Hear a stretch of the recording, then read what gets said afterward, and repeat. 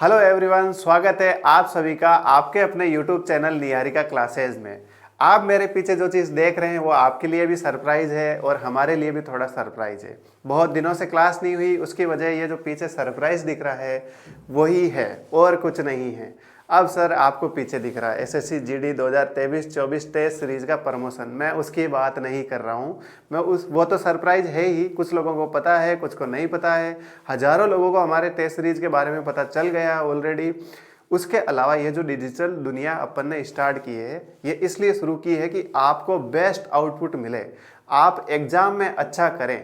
उसी संघर्ष में जो आपका संघर्ष था वही संघर्ष हमारा था कि सर डिजिटल पे आओ, सर हमें नोट्स प्रोवाइड करो, सर एप्लीकेशन पे कुछ ना कुछ नया लेकर आओ। तो एप्लीकेशन पे बहुत टाइम से भी कुछ आया नहीं था, 1 महीना हो गया था लगभग, और हम भी एक लगातार स्ट्रगल कर रहे थे कि भाई बेटर आउटपुट कैसे दें। उस संघर्ष को आज सफलता मिल गई है, लेकिन ये सफलता की पहली सीढ़ी है। अंतिम सीढ़ी मैं आपके भरोसे पर मतलब आप पे भरोसा करके चढ़ रहा हूँ सीढ़ियाँ धीरे धीरे। अंतिम सीढ़ी पर मुझे आपको ही पहुँचाना है, ये काम आपका है।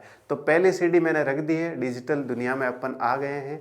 सबसे पहले मैं क्लास की शुरुआत करने से पहले ये बताना चाहूँगा कि हमारी एसएससी जीडी 2023-24 का जो एग्ज़ाम है उसकी टेस्ट सीरीज हमने हमारे ऐप पर लॉन्च कर दी है। अब सर टेस्ट सीरीज तो मार्केट में बहुत सारी है, आपकी टेस्ट सीरीज में ऐसी क्या बात है? पहले तो ऐसी बात है कि मार्केट में वो बात किसी के पास नहीं है। सबसे बड़ी बात यह है कि ये जो हमारी टेस्ट सीरीज है, मैं कलर चेंज कर लेता हूँ एक बार। ये जो टेस्ट सीरीज आपको दिख रही है इसमें टोटल 1500 टेस्ट हैं। कितने टेस्ट हैं? 1500 टेस्ट हैं। तो 1500 टेस्ट का मतलब 1500 क्वेश्चन नहीं है, 1500 अलग अलग टाइप से बने हुए टेस्ट हैं। अब सर सारे टेस्ट तो आपके लिए इम्पोर्टेंट नहीं है, तो आपके लिए वही टेस्ट आपको देना है जो आपके लिए ज़रूरी है। मान लो किसी को पूरे के पूरे पीवाईक्यू चाहिए, पिछले 3 साल में जितने भी प्रीवियस ईयर क्वेश्चन हुए हैं वो पेपर अगर किसी को चाहिए, वो भी टेस्ट फॉर्मेट में। किस फॉर्मेट में? टेस्ट फॉर्मेट में। और वो फॉर्मेट वही है जो आप एग्ज़ाम देने जब 20 फरवरी को जाओगे, कंप्यूटर पे जो फॉर्मेट मिलेगा वही फॉर्मेट हमारे एप्लीकेशन पर है। ये कोई पीडीएफ टेस्ट नहीं है, ठीक है। टाइमिंग चालू रहेगा, वहाँ पर नेगेटिव मार्किंग का ऑप्शन रहेगा। सवाल सही हुआ या गलत हुआ, आपने टेस्ट सबमिट किया तो उसका एक डिस्क्रिप्शन मिल जाएगा पूरा। मैथ का सवाल है, उसके 2 से 3 आंसर मिल जाएंगे कि भाई आप इस तरीके से करोगे तो ऐसा आंसर आएगा, इस तरीके से करोगे तो जल्दी आंसर आएगा। तो अलग अलग टाइप है, अलग अलग मेथड है, अलग अलग शॉर्ट ट्रिक्स हैं। अब कौन सा टेस्ट किसके लिए ज़रूरी है ये तो मैं नहीं बता सकता, ये चीज़ आपको ऐप पे जाके उस टेस्ट को देखनी है। मैं यहाँ पर बता देता हूँ कि इस टेस्ट सीरीज में है क्या क्या। सबसे पहली बात कि यहाँ पर पीवाईक्यू टेस्ट है, उसके अलावा फुल टेस्ट है, और ये जो फुल टेस्ट हैं 31 है। कितने हैं? 31, 31 टेस्ट हैं। तो 1 जनवरी से शुरू हो जाइए और 31 जनवरी को इसको ख़त्म कर दीजिए। और कोशिश ये करिए कि 31 जनवरी तक आते आते आप जब ये पूरे टेस्ट ख़त्म करो तो आपका जो टाइम है वो 55 मिनट आए और 5 मिनट आप बचा लो, और वो 5 मिनट आप वापस पूरे पेपर को एनालिसिस कर सको, उसके लिए वो 5 मिनट आप बचा सको। इसीलिए हमने टोटल 31 टेस्ट बनाए हैं आपके लिए। वो है फुल टेस्ट, 60 मिनट 80 क्वेश्चन। उस हिसाब से पीवाईक्यू 150 के करीब है, ठीक है। आप जितने दे सकते हो उतने दे लो, जितने ज़रूरी है उतने दे लो, उससे ज़्यादा देने की ज़रूरत नहीं है। फिर बात करते हैं सब्जेक्ट वाइज टेस्ट। सर ये सब्जेक्ट वाइज टेस्ट क्या होता है? सब्जेक्ट वाइज टेस्ट का मतलब है कि यहाँ देखो सब्जेक्ट कौन कौन सी है। एक सब्जेक्ट है अपने जीके एंड जीए, दूसरा सब्जेक्ट है हिंदी, फिर है इंग्लिश जो कि एक दूसरे के ऑप्शनल में है, फिर है अपने मैथ और रीजनिंग। तो किसी को अगर मैथ का पूरा टेस्ट देना, मान लो कि किसी ने मैथ की 2-3 बार प्रैक्टिस कर ली, अब उसे केवल टेस्ट ही देना है, तो मैथ का पूरा टेस्ट मिल जाएगा, हिंदी का मिल जाएगा, इंग्लिश का भी मिल जाएगा, जीके एंड जीए इन सब का भी टेस्ट आपको एप्लीकेशन पर मिल जाएगा, ठीक है। अब कोई मान लो रिवीजन कर रहा है, वो कह रहा है कि सर मुझे तो जो डांस वाला चैप्टर है केवल उसका ही टेस्ट देना है, तो उसका भी सॉल्यूशन हम लेके आए हैं। वो है सेक्शनल टेस्ट, ठीक है। क्या है? Sectional test. अब देखो यहाँ पर यह चीज़ मिल जाएगी, सब्जेक्ट वाइज टेस्ट मिल जाएंगे आपको, इवन आपको टॉपिक वाइज टेस्ट भी मिलेंगे। उसके अलावा टेस्ट विथ शॉर्ट ट्रिक, ये जो कुछ ऐसे टेस्ट हमने मैथ में बनाए हैं जो शॉर्ट ट्रिक्स पर आधारित हैं। वहाँ पर आपको क्या करना होगा कि शॉर्ट ट्रिक्स लगानी है। अब आप उन क्वेश्चन में शॉर्ट ट्रिक नहीं लगाओगे तो आपका टाइम सेव नहीं होगा, फिर आपका ऐसा हो जाएगा कि लास्ट में क्वेश्चन भी छूट सकते हैं। तो वो वाली दिक्कत आपके साथ नहीं आनी चाहिए, इसीलिए हमने बनाए हैं शॉर्ट ट्रिक वाले भी टेस्ट। ठीक है, अब आपको करना क्या है, सबसे पहले जाना है हमारे ऐप पर जाना है, वहां जाके कोर्स को परचेज करना है। क्यों परचेज करें, क्योंकि भाई साहब अभी चल रहा है ऑफर। हमारे एप्लीकेशन का ये पहला कोर्स है, उस पर हमने 40% ऑफ रखा है, प्राइस को 500 से घटाकर 300 रखा है। ये आप अगर हिसाब लगाएंगे, क्योंकि आप मैथ की प्रैक्टिस कर रहे हैं, बहुत ही नॉर्मल है हिसाब लगाना कि एक जो टेस्ट है ना आपके 2 पैसे का, मतलब 20 पैसे का पड़ रहा है। एक टेस्ट मात्र 20 पैसे में आ रहा है, तो आप सोचिए कि कितना सस्ता है ये टेस्ट। आपको 2022-23 की जो एग्जाम हुआ था उसका भी टेस्ट, वहां पर 1000 से ज़्यादा टेस्ट हैं, वो भी मिल जाएंगे। अब हम बात करते हैं अपने टॉपिक की। ठीक है, तो आज की क्लास को शुरुआत करते हैं और आज हम पढ़ेंगे विधानमंडल में जो वित्तीय प्रक्रिया है वो किस प्रकार से होती है। इससे पहले वाली क्लास में अपन ने क्या पढ़ा था, विधायी प्रक्रिया। ठीक है, कि कानून कैसे बनता है, साधारण विधेयक क्या है, धन विधेयक क्या है, कैसे पास होते हैं, विधान परिषद है तो वहां पर क्या प्रोसेस है, वो सारी बातें अपन ने पिछली क्लास में समझी थी। आज हम समझेंगे वित्तीय प्रक्रिया कि बजट कैसे पेश होता है, बजट पास कैसे होता है, और बजट में कौन कौन से विषय शामिल हैं, कौन से नहीं हैं, विनियोग विधेयक कौन सा है, इन सब चीज़ों का अपन आज डिटेल में अध्ययन करेंगे और एक भी पॉइंट पीछे नहीं छूटेगा। सबसे बड़ी बात कि आपको इस जो कॉन्स्टिट्यूशनल लैंग्वेज है इसका बर्डन आपके ऊपर नहीं रहेगा, वो बर्डन कम करना ही मेरा सबसे बड़ा उद्देश्य है। कि संविधान की भाषा बड़ी क्लिष्ट है, समझने में थोड़ी मुश्किल है, पर संविधान की अच्छी बात यह है कि उसका जो पैटर्न इतना सिस्टमेटिक है कि अगर विद्यार्थी 2-3 बार पढ़ ले तो वो उसको आसानी से याद हो जाएगा। ठीक है, तो सबसे पहले अपना जो आज का हेडिंग है वो है वित्तीय विषयों के संबंध में प्रक्रिया।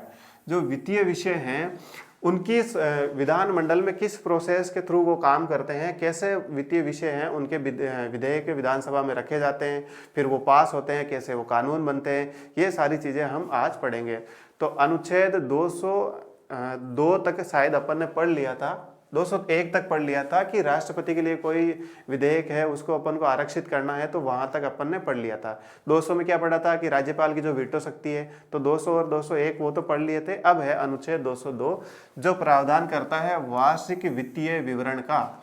वार्षिक वित्तीय विवरण इंग्लिश में मैं कहूँ तो एनुअल फाइनेंशियल रिपोर्ट, और इसे अपन शॉर्ट में कहते हैं बजट। क्या कहते हैं, BUDGET, बजट। ये बजट का प्रावधान अनुच्छेद 202 करता है। ये बजट केंद्र सरकार का बजट नहीं है, ये बजट राज्य के विधानमंडल में पारित होने वाला बजट है। यानी राज्यों के लिए बजट का प्रावधान कौन कर रहा है, अनुच्छेद 202। ठीक है, अनुच्छेद 202। अब इसके क्लोज हैं 3, और इन 3 क्लोज को आप समझ लोगे तो बजट आप पूरा का पूरा समझ जाओगे। तो पहला क्लोज ये कहता है कि राज्यपाल प्रत्येक वित्तीय वर्ष के संबंध में राज्य के विधानमंडल के सदनों के समक्ष, कहां पर, राज्य के विधानमंडल के सदनों के समक्ष। विधानमंडल में कितने सदन होते हैं, 2 सदन होते हैं, एक होता है विधान परिषद, दूसरा होता है विधानसभा। तो विधानमंडल के सदनों के समक्ष उस राज्य की उस वर्ष के लिए प्राकलित प्राप्तियां और व्यय का जो विवरण रखवाएगा, जिसे इस भाग में वार्षिक वित्तीय विवरण कहा गया है। देखिए, राज्यपाल का यह काम है कि हर वर्ष साल भर में सरकार, जैसे अभी एक वर्ष चल रहा है, ठीक है, अब ये खत्म हो जाएगा, 2024 आएगा।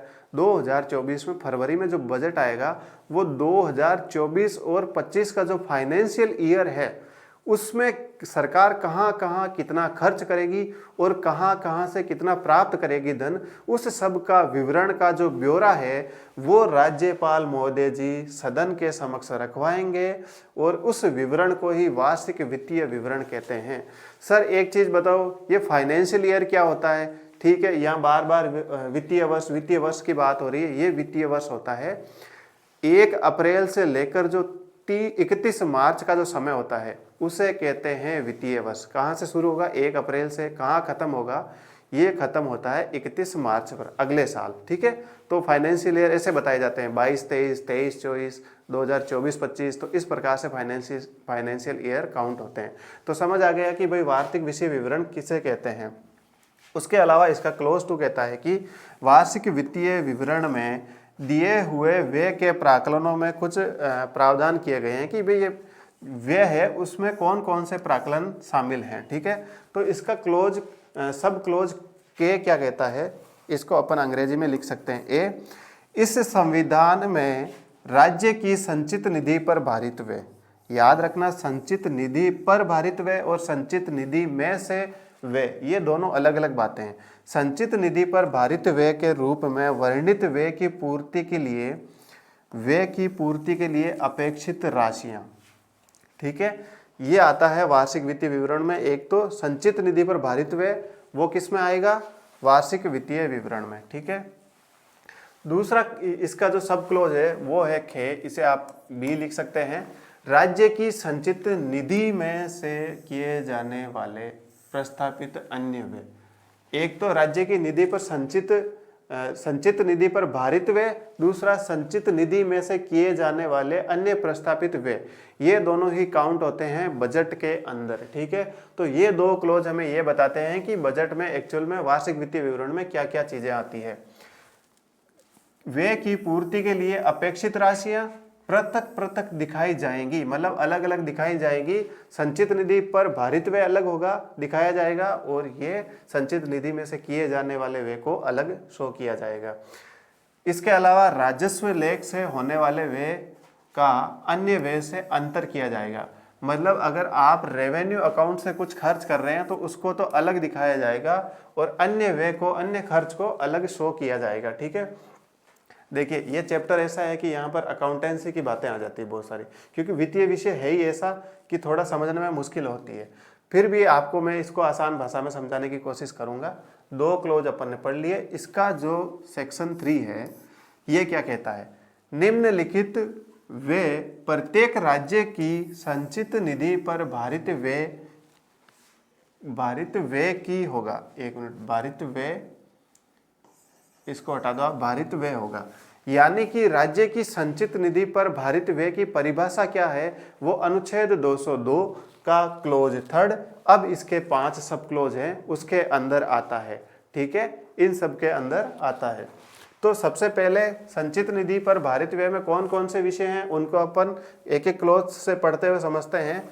इसका जो पहला सब क्लोज है वो है ए या के, राज्यपाल की उपलब्धियां, यानी राज्यपाल के वेतन भत्ते, पद, उसको दिया गया हाउस, ये सारी बातें किस में आती है, अपने संचित निधि पर भारित व्यय के अंतर्गत आती है। ठीक है, कौन कौन सी, राज्यपाल की उपलब्धियां, वेतन भत्ते, उसके अलावा उसको दिया गया हाउस, ये सारी बातें संचित निधि पर भारित व्यय में आती है। सब क्लोज बी या खे, विधानसभा के अध्यक्ष और उपाध्यक्ष के वेतन और भत्ते परिषद वाले राज्य की दशा में, विधान परिषद वाले राज्य की दशा में विधान परिषद के सभापति और उपसभापति के वेतन भत्ते, यानी विधानसभा का जो अध्यक्ष और उपाध्यक्ष है उसके वेतन भत्ते, और विधान परिषद का जो सभापति और उपसभापति है तो उसके भी वेतन भत्ते राज्य की संचित निधि पर भारित होंगे। कुल मिला के हम राज्य की संचित निधि पर भारित व्यय के जो विभिन्न विषय हैं उनको कवर कर रहे हैं। ठीक है, तो एक चीज समझ में आ गई, राज्यपाल का वेतन भत्ता, फिर विधान परिषद है तो उसके सभापति के, उपसभापति के वेतन भत्ते, सभा तो होती है, उसके अध्यक्ष और उपाध्यक्ष के वेतन भत्ते। ठीक है, अब इसका देखते हैं अपन सब क्लोज गे या इंग्लिश में सी। ठीक है, ऐसे ऋण भार जिनका दायित्व राज्य पर है, यानी ऐसा लोन जो राज्य ने ले रखा है जिसको चुकाने का दायित्व किस पर है, राज्य पर है, जिनके अंतर्गत क्या क्या है, ब्याज, क्या है, ब्याज, निक्षेप निधि भार, ये मैं अभी समझाऊंगा निक्षेप निधि भार क्या होता है, मोचन भार भी अभी समझाएंगे, और राज्य कोई उधार लेता है या कोई लोन की सर्विस प्रोवाइड भी करता है या लोन से होने वाला नुकसान, इन सब से संबंधित वे भी किसमें आएंगे, अपने संचित निधि पर भारित व्यय के ऊपर आएंगे। मतलब ये विषय भी संचित निधि पर भारित व्यय में सम्मिलित किए जाएंगे। कौन कौन से है? राज्यपाल, विधानसभा अध्यक्ष, उपाध्यक्ष, विधान परिषद सभापति, उपसभापति, उसके अलावा राज्य पर कोई ऋण है, कोई ब्याज है, निक्षेप निधि भार है, मोचन भार है, उधार है, ऋण लोन सर्विस है, और कोई लोन्स की वजह से होने वाला नुकसान है। इन सब पर जितने भी खर्चे होते हैं वो भी संचित निधि पर भारित होते हैं। अब ये निक्षेप निधि क्या होता है? तो आपको यहाँ पर समझना होगा, ये जो निक्षेप निधि है, एक बात बताओ, निक्षेप निधि भार का मतलब है कि सरल भाषा में समझाता हूँ, 4 महीने बाद में आपकी शादी है, ठीक है, 4 महीने बाद में शादी है आपकी, और आपके पास पैसा नहीं है, आप कहीं पर जॉब कर रहे हैं, वहाँ पर ऐसा होता है कि आपका इंक्रीमेंट लग जाता है। तो आप क्या करते हैं, इसी महीने से नियमित रूप से कुछ ना कुछ सेविंग करने लग जाते हैं, ठीक है। शादी तो घर वाले करेंगे, लेकिन आपको शादी में कुछ एक्स्ट्रा खर्चे करने हैं, ठीक है, अपने दोस्तों को पार्टी देनी है, उनको बुलाना है, प्री वेडिंग शूट करना है। तो आपका जैसे इंक्रीमेंट लगा तो आज से आप थोड़ा थोड़ा पैसा करके सेव करने लगे। क्या करने लगे? सेव करने लगे, नियमित रूप से। रेगुलरिटी जरूरी है, फिर वो जब समय आएगा तब आप उसे खर्च कर देंगे, ठीक है। तो यही कहलाता है निक्षेप निधि भार, यानी कि नियमित रूप से धन को भविष्य में होने वाले किसी खर्च के लिए एकत्रित करना है, क्या कहलाता है? निक्षेप निधि भार। दूसरा शब्द इसके अंदर है मोचन भार। मोचन भार, देखिए मोचन शब्द इंग्लिश के रेडेम्पशन से बना हुआ है। किससे बना हुआ है? रेडेम्पशन से बना हुआ है। रेडेम्पशन का मतलब वैसे तो होता है पाप से मुक्ति, लेकिन यहाँ पर वो नहीं है। यहाँ पर है कि कोई आपको नुकसान हो गया राज्य को और उसकी भरपाई करनी है, तो उससे संबंधित जो भी खर्चे होंगे वो भी किसके अंदर आएंगे? वो भी अपने संकल्प संचित निधि पर भारित व्यय के अंतर्गत काउंट किए जाएंगे। तो आपको समझ में आएगा कि मोचन भार का मतलब क्या हुआ। अब इसका क्लोज डी, सॉरी सब क्लोज डी, या फिर मैं इसे गे कहूं तो भी चलेगा, किसी उच्च न्यायालय के न्यायाधीशों के वेतन भत्तों के संबंध में जितने भी व्यय होते हैं वो भी राज्य की संचित निधि पर भारित होते हैं, किसी उच्च न्यायालय के न्यायाधीशों के, ठीक है। सर अब बताओ, हाईकोर्ट के तो जजेस के वेतन भत्ते इसमें संचित निधि पर भारित है, क्या जो लोअर कोर्ट है, सेशन कोर्ट है, जिला मजिस्ट्रेट है, इनके न्यायाधीशों के वेतन भत्ते काउंट होंगे कि नहीं होंगे? तो इसका प्रावधान अगले ही क्लोज में किया गया है। इंग्लिश में इसे ई कहते हैं, आप इसे अड़े भी कह सकते हैं हिंदी में। किसी न्यायालय में फिर राज्य के सारे न्यायालय आ जाते हैं, या मध्यस्थम न्यायालय, जैसे जिला न्यायालय जो होता है वो सेशन न्यायालय और हाईकोर्ट जो है उसके बीच का मध्यस्थ न्यायालय है, के अधिकरण के निर्णय यानी डिसीजन, ठीक है, जो भी कोर्ट डिसीजन देगा, जो भी डिक्री जारी करेगा, उसके अलावा जो पंचांट की तुष्टि के लिए, किसकी? पंचांट की तुष्टि के लिए अपेक्षित राशियां भी, मतलब हाईकोर्ट है वो कोई डिसीजन दे रहा है, कोई ऑर्डर जारी कर रहा है, ठीक है, कोई सर्कुलर जारी कर रहा है, तो उन सब का भी जो व्यय है वो भी राज्य की संचित निधि पर भारित होगा। इसका अगला जो क्लोज है, सब क्लोज, वो है चे, इसे अपन कह सकते हैं इंग्लिश में एफ, ठीक है। कोई अन्य व्यय जो इसे संविधान द्वारा या राज्य के विधान मंडल द्वारा विधि द्वारा इस प्रकार भारित घोषित किया गया हो, यानी कि संविधान कोई अलग से मेंशन कर दे कि भाई ये वे भी राज्य की संचित निधि पर भारित होगा। संचित निधि पर भारित का मतलब है कि राज्य को वह खर्चा करना ही करना पड़ेगा, ठीक है। उसके लिए आप उस पर बहस नहीं कर सकते। जैसे राज्यपाल को आपको वेतन भत्ता देना ही पड़ेगा, अब इसमें बाद में कटौती भी नहीं हो सकती। वैसा का वैसा जजेज के मामले में, जजेज को भी आपको वेतन भत्ती, उपलब्धियां, उनको भवन देना, हाउस देना, ये सब काम करने ही पड़ेंगे। तो वहाँ पर शब्द यूज किया जाता है पर, राज्य की संचित निधि पर भारित व्यय। और अगर उसके अलावा आपको खर्चे करने हैं तो वहाँ पर शब्द यूज किए जाते हैं राज्य की संचित निधि में से निकाला गया धन, ठीक है। तो वहाँ पर अलग शब्द यूज किया जाएगा, यहाँ पर अलग शब्द यूज किया जाएगा। अब इस संबंध में आपको यह भी ध्यान रखना है, जरूरी नहीं कि संविधान कुछ प्रावधान करे, कुछ अलग से खर्चा करना हो, तो राज्य का जो विधान मंडल है, ठीक है, वो भी राज्य की संचित निधि पर कोई ना कोई भारित व्यय थोप सकता है, ठीक है। अब अपन आगे बढ़ते हैं, आगे अनुच्छेद 203, ठीक है। यहाँ थोड़ी मिस्टेक हो गई है, यहाँ लिखा हुआ है विधान, ये यहाँ पर वी है, ठीक है। अनुच्छेद 203 कहता है विधानमंडल में प्राक्कलनों के संबंध में प्रक्रिया। जो ये इतने विषय अपन पढ़े हैं, इनके संबंध में विधानमंडल किस प्रोसेस को फॉलो करता है, उसका प्रावधान अनुच्छेद 203 करता है। कौन करता है? अनुच्छेद 203। इसका क्लोज 1 कहता है, प्राक्कलनों में से जितने प्राक्कलन उस राज्य की संचित निधि पर भारित व्यय से संबंधित हैं, वे विधानसभा में मतदान के लिए नहीं रखे जाएंगे। यानी जज को पेंशन देनी है, जज को वेतन देना है, राज्यपाल को पेंशन देनी है, राज्यपाल को हाउस देना है, इस पर किसी भी प्रकार की विधानसभा में बहस नहीं होगी, ना ही उस पर वोटिंग होगी। अनुच्छेद 203 का क्लोज 2 कहता है, प्राक्कलन उक्त व्यय के अलावा अन्य व्यय से संबंधित हैं, वे विधानसभा के समक्ष अनुदानों की मांगों के रूप में रखे जाएंगे। यानी आपको विधानमंडल से मांग करनी पड़ेगी कि इन सब प्राक्कलनों के अलावा, ऊपर जो अपन ने 5 प्राक्कलन पढ़े थे, उन सब के अलावा अगर आपको कोई अनुदान चाहिए, कोई ग्रांट चाहिए, तो आपको विधानमंडल के समक्ष मांग रखनी पड़ेगी। और विधानसभा को ये शक्ति होगी कि वह किसी मांग को अनुमति दे सकता है, अनुमति नहीं भी दे सकता है, या फिर उसमें कोई विशेष निर्दिष्ट निर्देशों का पालन करके रकम में कमी करके भी वह अनुदान दे सकता है। ठीक है, अनुमति दे या अनुमति देने से इनकार कर दे, अथवा किसी मांग को उसमें विनिर्दिष्ट रकम को कम करके अनुमति दे सकता है।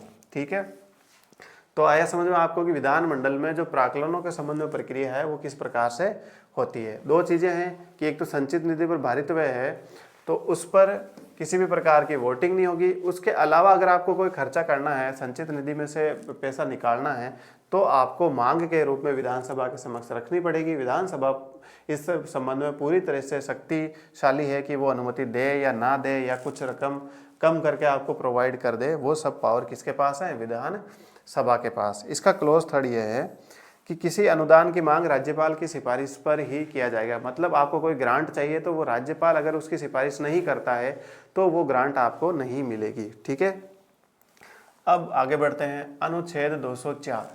अनुच्छेद 204 कहता है विनियोग विधेयक। यानी आपको कहीं पर भी कुछ भी इन्वेस्ट करना है, उस संबंध में विनियोग विधेयक का प्रावधान अनुच्छेद 204 करता है। और इसका क्लोज 1 क्या कहता है, इसको अपन समझते हैं। विधानसभा द्वारा अनुच्छेद 203 के अधीन अनुदान किए जाने के पश्चात यथाशक्य शीघ्र, यानी जितना संभव हो सके उतना जल्दी, राज्य की संचित निधि में से, ये शब्द अपने आप में अलग है, राज्य की संचित निधि में से अपेक्षित सभी धनराशियों के विनियोग का उपबंध करने के लिए विधेयक पुनः स्थापित किया जाएगा। संचित निधि पर भारित व्यय के अलावा संचित निधि में से कोई अपेक्षित व्यय है, उसके लिए आपको विधानसभा में एक बिल लेके आना पड़ेगा। विनियोग विधेयक अपने आप में एक वित्त विधेयक है, और वित्त विधेयक हो चाहे धन विधेयक हो, ये सब विधानसभा में ही आते हैं। और आप विधानसभा में जब तक कोई बिल लेके नहीं आओगे और वो विधेयक नहीं बनेगा, तब तक आप राज्य की संचित निधि में से पैसा नहीं निकाल सकते हो। ठीक है, इसका निर्णय जो है वो पीठासीन व्यक्ति, अब पीठासीन व्यक्ति देखो, विधानसभा में अध्यक्ष और उपाध्यक्ष, और विधान परिषद में सभापति और उपसभापति होता है, और उसका निश्चय अंतिम होता है। ठीक है, तो आया समझ में प्राक्कलनों को विनियोग विधेयक। अब इस क्लास के कुछ अंतिम अनुच्छेद हैं जो मैं आपको समझा देता हूं। अनुच्छेद 205 से लेकर अनुच्छेद 212 तक, ये जो मैंने शॉर्ट में इसलिए रेडी किए हैं ताकि आपको याद हो जाएं, और ज़्यादा आप अनुच्छेदों के चक्कर में भी ना पड़ें कि इस कौन सा अनुच्छेद क्या कह रहा है क्या नहीं कह रहा। अब अपन पढ़ते हैं अनुच्छेद 205। अनुच्छेद 205 अनुपूरक, अतिरिक्त और अधिक अनुदान, तीनों शब्द ही अपनी परिभाषा को परिभाषित करते हैं। पहले है अनुच्छेद 205। देखो, अनुपूरक मतलब कॉम्प्लीमेंट्री। ठीक है, जब आप किसी अनुदान के कॉम्प्लीमेंट में, सप्लीमेंट में थोड़ा सा अनुदान और लेते हैं तो उसे कहते हैं अनुपूरक। उसके अलावा अतिरिक्त मतलब एक्स्ट्रा। ठीक है, जितना अनुदान आपको मिला है उसके अतिरिक्त अगर आपको अनुदान चाहिए तो वो होता है अतिरिक्त अनुदान। और अधिक अनुदान। ठीक है, तो तीनों वैसे तो मिलते जुलते शब्द हैं, ज़्यादा इनमें अंतर है नहीं, ज़्यादा इनके अंतर में पढ़ना भी मत, सिंपल सा याद रखना। अनुच्छेद 205 अनुपूरक अतिरिक्त और अधिक अनुदान का प्रावधान करते हैं, और अनुच्छेद 206 याद रह जाएगा, 205 अनुपूरक अतिरिक्त अधिक अनुदान, ए अनुदान। ठीक है, और अनुच्छेद 206 जो है वो लेखा अनुदान, प्रत्यय अनुदान और अपवादा अनुदान। अब इनको समझते हैं। सबसे पहले अपवादा अनुदान की बात करते हैं। ऐसा अनुदान जो वार्षिक वित्तीय विवरण में मेंशन नहीं किया गया है, जिसको अलग से खर्च किया गया है, वो कहलाता है अपवादा अनुदान। प्रत्यय अनुदान ये होता है कि आपने सोचा नहीं और ऐसी कोई घटना राज्य के सामने खड़ी हो गई, ऐसा मतलब अप्रत्याशित हुए, जिसका राज्य ने पहले से सोचा नहीं और उसे उसके संबंध में खर्च करना पड़े। और फिर बचता है अपना लेखा अनुदान। लेखा अनुदान ऐसा होता है कि आज से 4 महीने, आज से लगभग साल के किसी भी भाग में आपको आज तय करना है कि उस दिन ये खर्चा करना है, तो वो आता है लेखा अनुदान में। मतलब अकाउंट आपका फिक्स है साल भर का, फिर भी 2 महीने बाद में मान लो कि कोई रिफाइनरी कहीं राज्य को लगानी है, तो उस संबंध में लेखा अनुदान दिया जाता है। अनुच्छेद 207, अनुच्छेद 207 कहता है वित्त विधेयकों के बारे में विशेष उपबंध। ठीक है, वित्त विधेयकों के बारे में विशेष उपबंध ये है कि ये विधान परिषद में किसी भी दशा में पेश नहीं किए जाएंगे, ये केवल और केवल विधानसभा में ही पेश किए जाएंगे। ठीक है, ये वित्त विधेयकों के संबंध में विशेष प्रावधान है। अनुच्छेद 208 ये क्या कहता है, विधानमंडल की प्रक्रिया नियमों को बताता है कि विधानमंडल यानी विधानमंडल के जो दोनों सदन हैं वो काम कैसे करेंगे, वहाँ पर बिल कैसे आएंगे, वहाँ पर मतगणना कैसे होगी, ठीक है, उसकी समितियाँ कैसे काम करेगी, इस संबंध में प्रक्रिया नियमों की बात करता है अनुच्छेद 208। ठीक है, अनुच्छेद 209, अनुच्छेद 209 कहता है कि विधानमंडल में वित्तीय कार्य संबंधी प्रक्रिया का विधि द्वारा विनियमन किया जाएगा।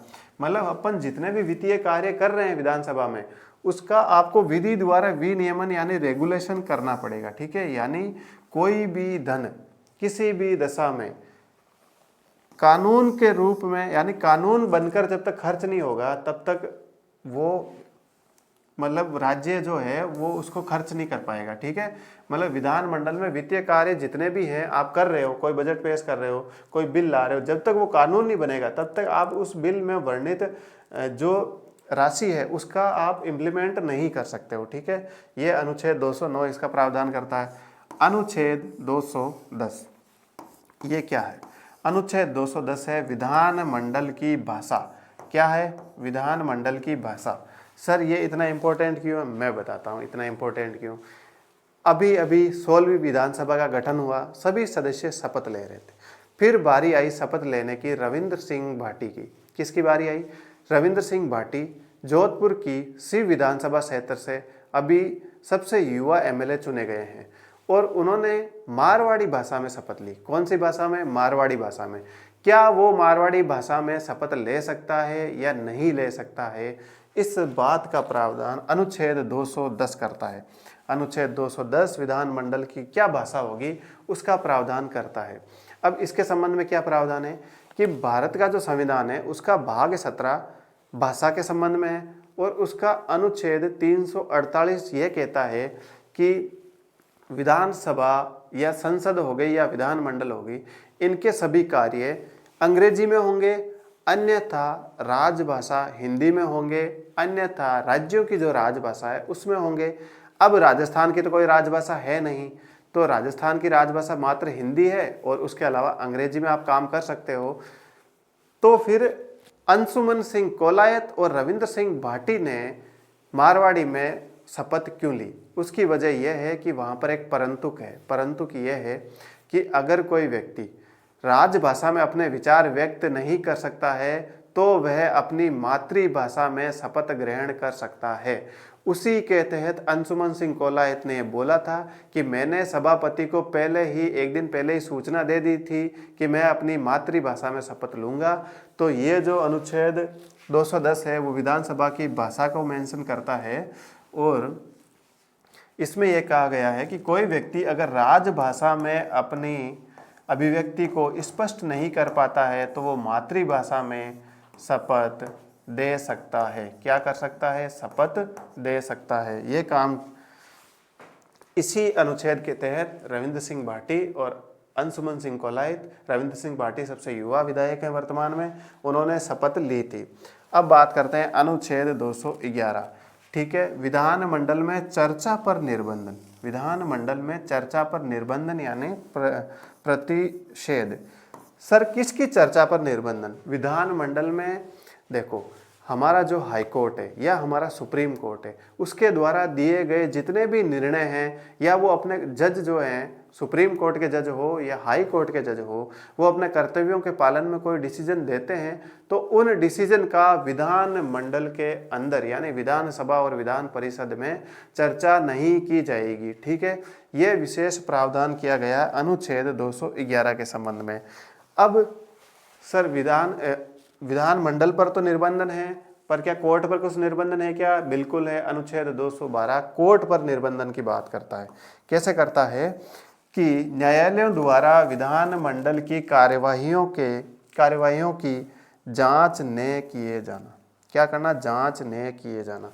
212 ये कहता है कि न्यायालय जो है, विधानमंडल की जो प्रक्रिया है उसके संबंध में कोई भी काम किया गया है, विधानमंडल की जो कार्रवाई है, सदन में व्यक्ति भाषण दे, कुछ भी करे, ठीक है, कैसी भी भाषा का प्रयोग करे, आप उसके संबंध में उसको कोर्ट में चैलेंज नहीं किया जा सकता, या विधानमंडल की जो वित्तीय कार्रवाइयाँ हैं, ठीक है, विधेयक से संबंधित कार्रवाइयाँ, उसकी जांच नहीं की जा सकती है। ये प्रावधान करता है अनुच्छेद 212। तो एक बार वापस देख लेते हैं, सारे अनुच्छेद आपको याद हो जाएंगे। अनुच्छेद 205 क्या कहता है? अनुपूरक, अतिरिक्त और अधिक अनुदान। अनुच्छेद 206 कहता है लेखा अनुदान, प्रत्यानुदान और अपवादा अनुदान। अनुच्छेद 207 विधि विधेयकों के संबंध में विशेष उपबंध की ये विधान परिषद में पेश नहीं होकर के विधानसभा में पेश होंगे। अनुच्छेद 208 कहता है विधानमंडल की प्रक्रिया नियम की, विधानमंडल जो है सदन काम कैसे करेगा। अनुच्छेद 209 वित्तीय कार्य संबंधी प्रक्रिया का विधि द्वारा विनियमन किया जाएगा। ठीक है, अन्यथा वित्तीय कार्य संबंधी प्रक्रिया पूरी नहीं होगी। अनुच्छेद 210 विधानमंडल की भाषा की बात करता है। अनुच्छेद 211 विधानमंडल में चर्चा पर निर्बंधन की बात करता है, कोर्ट के डिसीजन की, है ना। सुप्रीम कोर्ट और हाई कोर्ट के जो जज है वो अपने कर्तव्यों का पालन करते हुए कोई डिसीजन देते हैं तो विधानमंडल उस पर चर्चा नहीं करेगा। यह प्रावधान अनुच्छेद 211 करता है। और अनुच्छेद 212 वापस विधानमंडल को प्रोटेक्शन देता है कि आपके द्वारा की गई कार्रवाई कोर्ट में चैलेंज नहीं की जाएगी, उसकी जांच भी कोर्ट में नहीं की जाएगी। अब क्लास को यहीं समाप्त करते हैं। समाप्त करने से पहले मैं आपको एसएससी जीडी की जो हमारी टेस्ट सीरीज है उसके बारे में थोड़ा वापस बताना चाहूँगा। एसएससी जीडी 2023-24, ठीक है, एसएससी जीडी 2023-24 का जो एग्ज़ाम है 20 फरवरी से जो एग्ज़ाम स्टार्ट होने वाला है उसके लिए हमने एक टेस्ट सीरीज स्टार्ट की है, वो हमारे ऐप पर अवेलेबल है। डिस्क्रिप्शन में हमारा ऐप का लिंक मिल जाएगा, टेलीग्राम चैनल का भी लिंक मिल जाएगा। वहाँ जाकर आप टेलीग्राम चैनल ज्वाइन करें, हमारा ऐप डाउनलोड करें, वहाँ पर आपको एसएससी जीडी की टेस्ट सीरीज मिल जाएगी। अब ये टेस्ट सीरीज क्यों ज़रूरी है? मार्केट में और भी टेस्ट सीरीज है, इस टेस्ट सीरीज में ऐसा क्या है? इस टेस्ट सीरीज में, एक मिनट,